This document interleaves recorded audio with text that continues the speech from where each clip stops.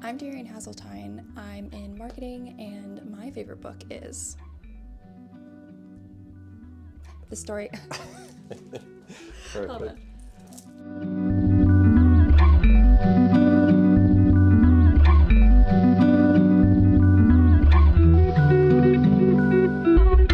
Darian, how are you? I'm doing great. How are you? Doing well. Happy Saturday morning. Happy Saturday. Is this your first time in the downtown library? It sure is. It's like my first time in this part of downtown, and I am flabbergasted that I've never made it here before. Yeah, tell us about the library. What do you think? Oh my gosh, when you walk in, it's like stepping into an Art Deco dream. Yeah. Like, I love this kind of architecture.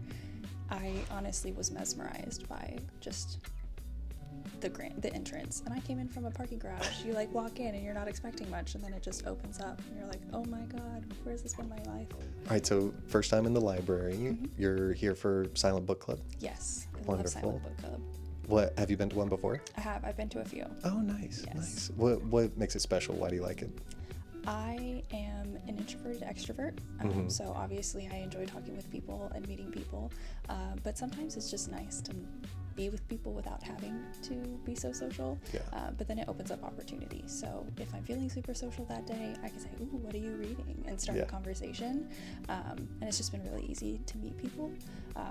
But then when I'm having those days where I don't want to talk to people, I can just sit there, read my book for an hour, maybe 2 hours, find some really good breweries and restaurants that I've never been to, and add that to my list to show people when they come to visit. And come to the library for the first time. Exactly. I'm just like, I live down the street from a library. I don't think I'll ever go there now that I'm here. Yeah. Like, I can't. Yeah, it's amazing. So what kind of reader are you? That's a really interesting question, because I know you're not supposed to judge a book by its cover, but that's how I choose my books. Like, if the cover brings me in, I'm probably going to give it a try. Sometimes to my own detriment of, I'm like, wow, this book is not for me, but I will read anything under the sun. So some days you'll catch me reading a marketing book for work. Mm-hmm. Some days I'm reading my favorite memoir of an actor, an actress that I really like. And then sometimes it's a sci-fi fantasy. So it kind of very depends on what captures my eye. If you choose the wrong book by its cover, do you finish it? I sure do. You finish it? I sure do. It might take me You're so damn stubborn. I had one book where I chose it from the cover, and it quite literally took me 1.5 years to finish. I restarted it 3 times. Oh gosh. But I made it. I got through it. It was a behemoth of a book too. Does that suggest that you read multiple books at the same time? Yes. So sometimes I'll have an audiobook, and then I'll have a book that I'm reading. So do an audiobook when I'm driving into work, and then during lunches or just at home trying to decompress, I'll read an actual book. So. And what is your kind of reading routine when you're at home, when you're not in the car listening to audiobook, when you're reading at home? Where is there a space you like to read? Are you reading all over the place? Is it morning, night, lunch? I created a little reading nook in my office because I found that I wasn't reading. I wasn't comfortable when I was reading. So I decided to create a cozy space. So I have fluffy pillows. I have a big chair that I just sink into. I have a space with like ambiance lighting. And it's really helped. So I'll either wake up early when I'm really feeling ambitious and read in the morning before work, or I will after work when I'm decompressing, just set up my little Kindle stand and just start reading. Nice. Yeah. A little Kindle stand. Mm-hmm. That's amazing. So what are you typically reading? What are you usually drawn to? As of late, it's been a mix of surreal fantasy, so mixing in a bit of real life, not straying from normal reality, but then it layers in a little hint of mystery and magic. So it's been quite interesting. I've been finding some really good books. Interesting, because I was going to ask, like, why do you read? Why do you think you're drawn to sci-fi? And so you work in a creative field. Tell me more about like sci-fi and creating these creative spaces. It's just interesting to see what other people have created in their mind. And obviously they have a vision, and then it makes me think outside of the box and be like, well, I've never thought of that before. What could that look like? And it kind of leads, it's almost an unintentional creative process of how did they get to this, like what they came up with this idea, but what if we just expand it? And it allows me to entertain new worlds that I probably would have never come up with myself. Do you have a favorite book or a most impactful book? I would say my favorite book right now, and I've actually gifted it to 5 people in the last like 6 months. It's called The Lost Bookshop by Evie Woods. It is so magical. Like I've given a book to people and they're like, it's not really my thing. I've given this book to people and it may not be what they normally read, but they always come out was like, oh my God, that book was amazing. Like it makes you think without driving you too far into like a mind-boggling situation. It's remarkable. It's that magic in real life that like we all have magic within us, and not all things are lost. They just need sometimes the right person to find it.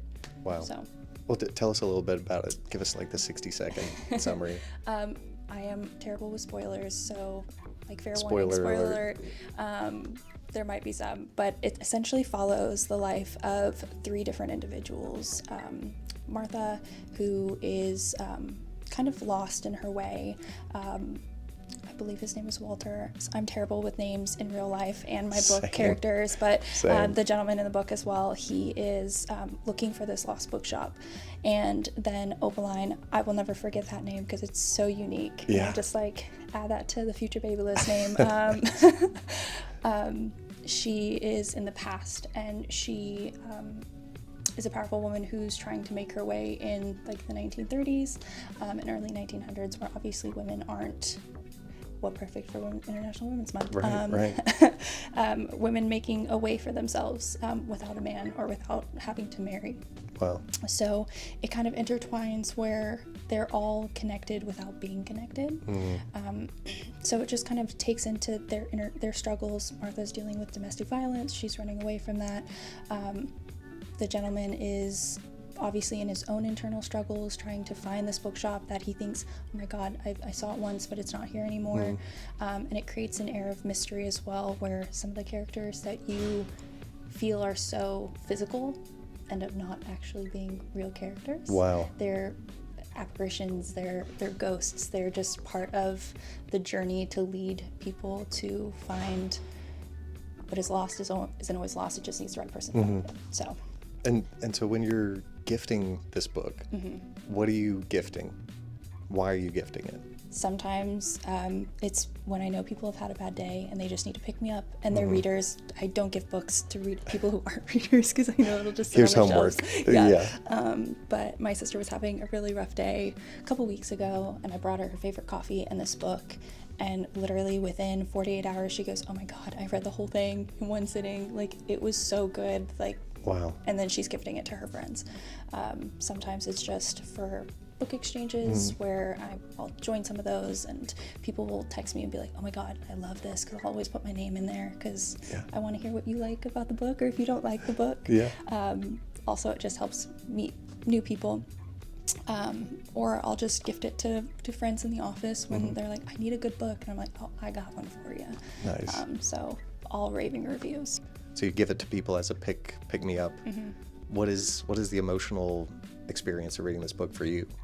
I related to certain aspects and certain characters within the book. So like I feel like each of the characters are really relatable, and I think that people who read it can find a character that they relate with in some way or some form in what they do. And I think that helps draw the magic in a little bit. And then plus it kind of opens your mind. There's a lot of things you have in your day-to-day where it's like, I'm going crazy, like that didn't actually happen. But in reality, it's helping lead you to what you're actually supposed to find, because I definitely believe in that. That everything's meant to be there for a reason. So does this book come to mind, just maybe it's been months since you last read it, and you'll have an experience and it'll trigger a way of thinking for you? You're like, oh my gosh, I need to think of this experience this way. Yes. So it definitely helps, like, and I'll reread it. I read it, I think June of last year, and I think I've read it twice again since then. I'm just like, I'm in a rut, I need a book. I'm just like, I just want to read, and it's now become my like comfort book. Tell us more about where you are in your life when you're like, I need to go back to this, I need to reread this book. Sometimes when I need to make a tough decision, or if I'm feeling foggy, sometimes that phases of life will cause that. I'm like, I just need some clarity, and some of the messages in the book just kind of reiterate some of those when you're trying to find clarity of, okay, I don't need to find out the answer now. Like, I just need to let things happen. And it's been a nice reminder of like, I just need to let things unfold. We can't control everything, and what's supposed to happen will happen, and paths are supposed to cross when they're supposed to cross, and it's in the big picture. Sometimes you don't have to focus on all the details. So Can you remember a specific instance where that mindset led to something tremendous for you? I would have to say it was when I was trying to decide what I wanted to do next in terms of moving, and I was getting kind of stuck in a rut creatively, and I'm like, I know that there's so much more to be doing, that I could be doing. And I just like took a step back. I went to the beach. I was like, I'm going to just unplug. And I read the book, a good portion of the book, and I was like, you know what? Not all things are lost, need to be found. What will happen will happen. Like, I just need to take a step back. I took a step back, and then everything kind of like fell in place. And I was like, see, like I was trying to micromanage, and I just needed to stop micromanaging and let the world provide my path for me. And now you're in Nashville. Now I'm in Nashville. I have dream career at an agency I absolutely love. Work with a great team of people who are friends. We say capital F and lowercase f, like we're friends and we're friends. And I honestly, living my dream life. Yeah. That's amazing. Yeah. Congratulations on that. Thank you. And how special that you found a book that can deliver that to you. That's amazing. It was on a whim too. I judged a book by its cover, and it ended up being like my favorite book of all time. That's incredible. Yeah. That's incredible. Well, what are you reading today? What have you got with you? I'm actually reading another book by the same author. It's called The Story Collector. I've been saving it for today, specifically. It's been on my list for quite a while, but I'm super excited to get into it. It has a very similar like feel from what I read. I read the back of this one. But from what I read, it seems like a very similar like feel, and I'm like, am I gonna have another favorite book? Yeah, most likely. We'll have you back, and we'll do this again. We'll hear about the new book. Yes. That's awesome. Well, we'll let you get back to that. Thank you so much for the time. This was Thank wonderful. you. Yeah, likewise.